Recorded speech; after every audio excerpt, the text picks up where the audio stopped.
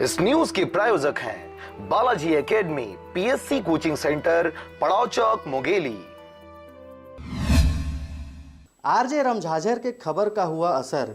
आपको याद होगा कि कुछ दिनों पहले हमने बिल्हा क्षेत्र के ग्राम पौसरी में किसानों को हो रहे समस्याओं को आपके सामने लाया था, जिसमें बहुत बड़े भूभाग में पत्थर खदान होने की वजह से किसानों के जमीन का पानी भूगर्भ में सोख लेने की समस्या को बताया गया था।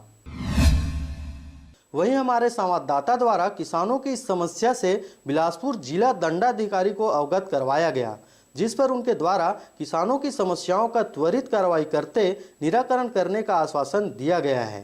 बिल्हा से मनहरन बंजारे व राम भारद्वाज की रिपोर्ट, आरजे रमझाझर। मेरे पास शिकायत तो नहीं है, लेकिन आप बता रहे हैं, आपने अभी दिखाया भी, तो मैं इस पे कार्रवाई कराता हूँ। लास्ट समय हमने इस पे कार्रवाई करके 1 लाख के ऊपर पेनल्टी भी किया था और आपकी शिकायत पे जरूर कार्रवाई होगी।